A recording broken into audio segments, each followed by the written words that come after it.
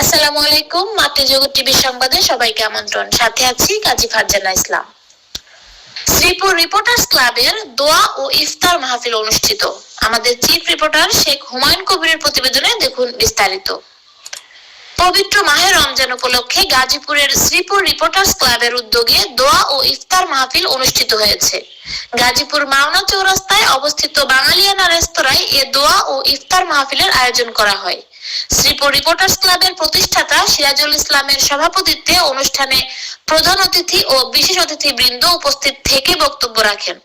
এ সময় বক্তব্য দেন ক্লাবের সভাপতি আলফাজ উদ্দিন স্বপন, সাধারণ সম্পাদক হাজী আসাদুজ্জামান, সিনিয়র সহসভাপতি সুমন প্রধান, সহসভাপতি সাংবাদিক মোহাম্মদ শাহাদত হুসাইন, যুগ্ম সম্পাদক মোহাম্মদ সোহাগ ভান্ডারী, চ্যানেল এস এর সাংবাদিক মিজানুর রহমান, জাতীয় দৈনিক মাতৃজগৎ পত্রিকার চিফ রিপোর্টার শেখ মোহাম্মদ হুমায়ুন কবির, সাংবাদিক শামীম আল মামুন, আলমগীর হোসেন সাগর, তারেক রানা প্রমুখ।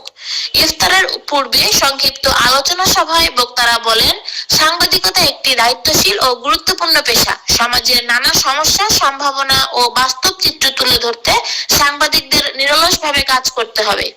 এ ধরনের আয়োজন সাংবাদিকদের মাঝে পারস্পরিক সৌহার্দ্য, সম্প্রীতি ও ঐক্যকে আরো সুদৃঢ় করে। অনুষ্ঠানের শেষ পর্যায়ে দেশ, জাতি ও মুসলিম উম্মার শান্তি, সমৃদ্ধি ও কল্যাণ কামনা করে বিশেষ দোয়া ও মোনাজাত করা হয়।